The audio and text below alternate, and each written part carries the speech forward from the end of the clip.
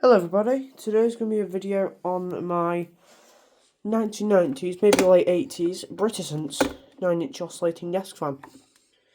This fan I got the day after I got my tatung, funnily enough.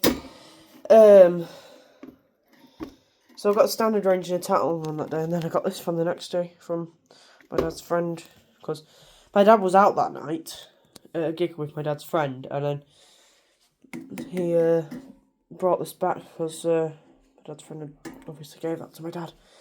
It's got a metal base plate, which I like. Briticent, very rare. Doesn't oscillate, which is annoying.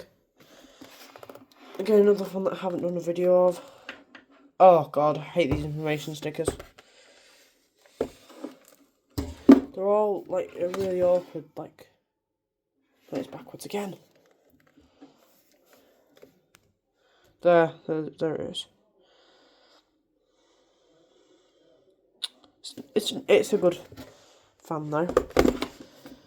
This fan, I have really bad luck with these 90s style fans, kind of like with that blade.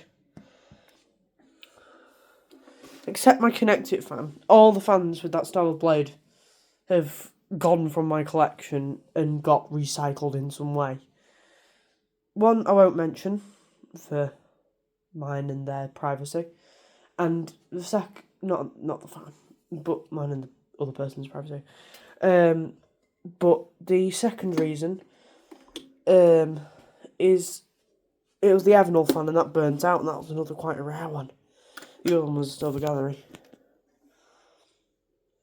This has a really cheap feeling badge. I don't like how it feels. It just feels really flimsy. It's got decent blade pitch. Nowhere near as good as a Tatung fan though. Whew, that Tatung fan's getting some use next summer. Now this has got a plug that I absolutely have hatred with, but it's got a nice pat test on it, which I like. I like when plugs have pat tests. Kind of shows the fan's history. See the motor in there. Very odd style motors on these fans. Like they've got the stator at the top. It's like an upside down. That's kind of why these motor housings are so bulky with these fans. It's wall mountable. See. Date there. Is that a date? Yeah, 91. I'm going to guess January 91. I'm going to guess that says.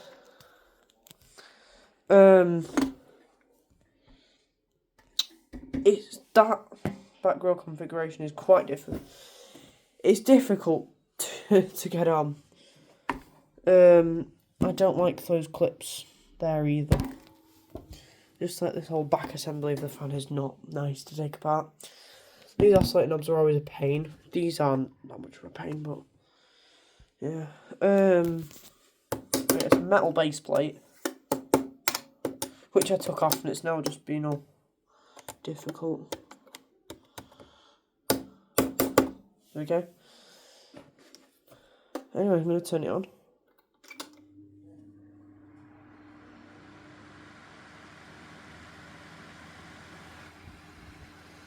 It's not powerful whatsoever, but blows out a decent breeze just to keep you occupied and cool, to sat at a desk like that.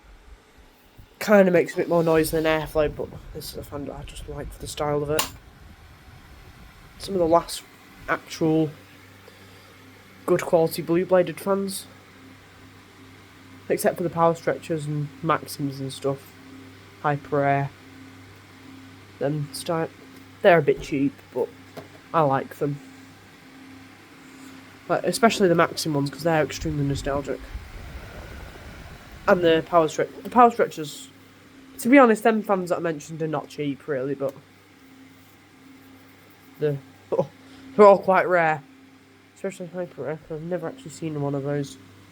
Except for a pedestal fan in grey that was like an Airmates one, and obviously a fan collector that had two of them, a pedestal and desk that was all crumbly. I'll show you how it doesn't oscillate. the gear's bent inside and I can't bend it back. Oh god, I'm kidding. There we go.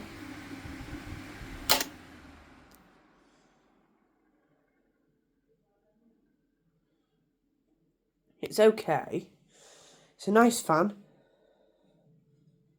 It's from the same person that got me the Vortis fan, like the newer one, with the really brittle but cool, like, Vario style grill.